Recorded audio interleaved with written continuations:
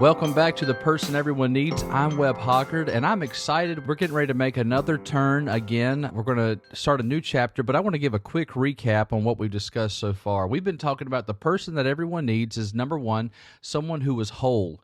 A lot of times we want to help other people. We want to jump into blessing others or serving and all those types of things, and we need to take the time to have ourselves become a little more complete, mature a little bit. We need to focus on our own personal growth, and sometimes we resist doing that. And one of the ways we do that is after we've kind of understood who we are, we understand our identity, we let God form that identity, and we can stand on that. Then it's time to sharpen the skills that we have found that God has given us. And we talked about that the person that everyone needs is constantly getting better. Over the last several weeks, we've discussed several lists that I think help us sharpen the areas in our life that we need to get better. First of all is identity. Secondly is destiny. You need to understand who you are, and then you need to understand what you can do and do all that you can to leverage that for the best possible good. And then the third thing is the person that everyone needs is someone who will be with them, that spends life with them, that encourages them, that walks alongside of them, that never leaves them nor forsakes them. The word "with" is the most important word in all of life. I think it's the most important word in the Bible, and I think it's the most important word in all of life. On the very first page of Scripture, we get to chapter 2 of Genesis, and God spends all of chapter 1 talking about what is good in the world, and then chapter 2, he finally immediately says what's not good, and he says it is not good for man to be alone. The first thing God recognized not good in this world, it was before sin. There was something not good before sin had entered the world. There was something not good before the devil had started tempting. The thing that he recognized was not good was that man needed a friend. They said to one another, "Let us make man in our image." And one of the facets of the Godhead is living in community. So he says, let us make man. And so from man, not above him, not under him, and not from somewhere else. From man, he makes woman. Even today, it's highly contested today in our culture that we're in, but still today, the most beautiful expression of what is different about humanity from all other creatures is the love, the protection, the heart of a man and woman in marriage. It is not good for man to be alone. Now, it's not just the romantic picture that I'm talking about here. Jesus had friends. There were 3 close friends. There was one really close friend. There was 12 apostles. There were 72 disciples. There were hundreds of people that followed him. He had varying degrees of people who were close to him. Jesus was close to people. He took care of people. He was close to them. In fact, his name, the original name before Yeshua, which means deliverer, the original name that was for Jesus was Emmanuel, and the word literally means God with us. God with us.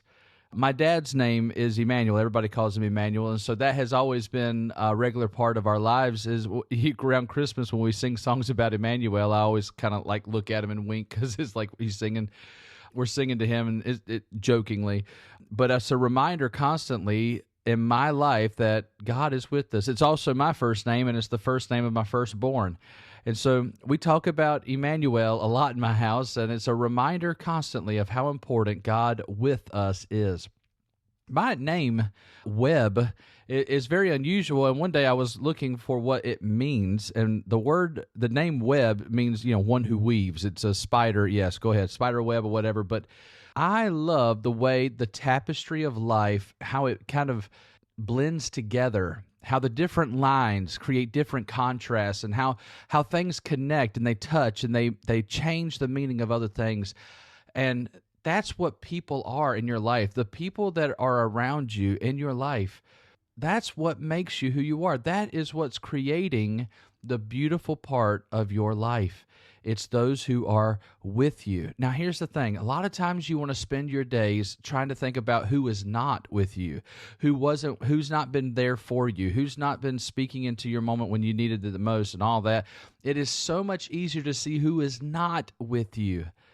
But what if you took a moment and just recognized, number one, God is with you. Number 2, think about those who have been for you.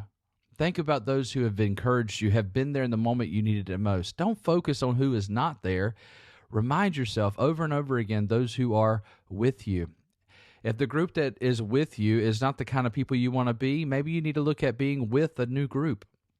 That's how you get better, is being around people who are bettering themselves, and when you're with them, it increases. Well, the studies have also been found that loneliness diminishes health. People who are not in families, people who have not stayed connected to other people, do not have a good nucleus of friends, they die quicker. Married people last longer than single people. Now, I'm not telling you that if you get married, you'll live longer. What I'm saying is, statistically, those who have deep connections, not only do they have a reason to live longer, but they actually end up doing that. So loneliness diminishes health. Loneliness also increases bad decision-making. Proverbs tell us that good decisions are made in a council of wisdom. You need some people around you to help you understand where you're going. So we're going to talk specifically about the people that are with you and that you're with, but I want to focus for the next few moments on just reminding you that God is with you. Psalm 23 is one of the most impactful scriptures in history. Not scriptures, it's most impactful poems in history. It is renowned among several backgrounds. It is perhaps the most famous work of art ever. In there, the Lord is my shepherd. Okay, you have that personal connection. He's my shepherd. I shall not want. He makes me lie down. He leads me to still waters. He restores my soul. The part that it begins to change is then after it's being connected personally, then he begins to kind of declare to the rest of the sheep. He says, "Yea, though I walk through the valley of the shadow of death, I will fear no evil." Now, we have heard that phrase. People quote it. It's thrown in rap music. It's thrown in every genre of music, and every person who pontificates, that line has been used. What is the next line? For you are with me. Don't forget that no matter where you're at, no matter how far you have taken yourself away from the providence of God, God is still with you. All you have to do is call out to Him. I'm not telling you He'll fix everything, but you won't be alone. I can tell you that. God is on the field when He is most invisible. God is on the field when He is most invisible. Don't forget that just because you can't see Him close doesn't mean you're alone. You still have God with you. There's a story of Elisha, and his servant was concerned. Elisha was a man of God in the Old Testament, and he was such a powerful man of God. God continued to tell him what was taking place in the other country that was trying to attack Israel, and Elisha kept helping the armies destroy this other country, and it was frustrating. And somebody mentioned it to the king of this other country. They said, Elisha, it's because Elisha keeps knowing what we're doing. He knows every step we're going to take. And so the whole army assembles and goes to Elisha's house, one man against a whole army, and the servant sees this take place, and the servant said, "What are we going to do?" Looks at Elisha, and he says, "What are we going to do? It's over." And Elisha said, "Lord, open his eyes. Lord, open his eyes. Let him see what's really going on." And when he said that, the servant opened his eyes, and he looked among the mountains ahead of him, and the army that looked innumerable was completely surrounded by heavenly armies. There were angels on horseback, and there was warfare ready to take place in that moment. God was standing, and we can't see it because it's in the spiritual realm. God doesn't always reveal to us how many angels are at our beck and call, but I can tell you right now that if the Lord were to open your eyes, you would realize there are more for us than those who are against us. The angel armies are around you, and they not only are helping you defeat the enemy, but they also want you to take ground. They want your purpose to come to life. They want to help you.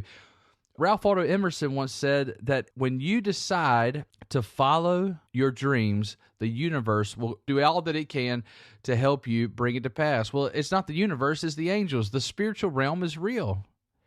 There's a song that I used to love singing, and I still do. It's called "It May Look Like I'm Surrounded When I'm Surrounded by You." It's a song about warfare. It may look like I'm surrounded, but I'm surrounded by you. God is able to surround you when you need him most. So don't ever think that you're alone. Remind yourself that. Now, the person that everyone needs understands that God is with them. So they don't need people. They're not looking for people to fill that void. They remind themselves regularly that God is with me. He never leaves me. He never forsakes me. His rod and his staff, they comfort me. He is walking with me. And so today, maybe you have forgotten how close he actually can be. Maybe you've done that because you haven't prioritized your time with him. You need to go find a prayer closet. You need to find a place and begin to pray. And I'm going to tell you a phrase, and I'll probably mention it over and over again the next few weeks, but this has been an encouragement to me. Time with is never time wasted. It's a personal phrase that I say regularly because I remind myself that God and people are the only things that matter. And so when I let my results-oriented personality get in the way of my relationships, I must remind myself, I'd have to remind myself, I have got to get better at reminding myself that time with is never time wasted. Don't let people be throwaway to you because they're the only things that are going to last forever. I look forward to talking to you next time on The Person That Everyone Needs.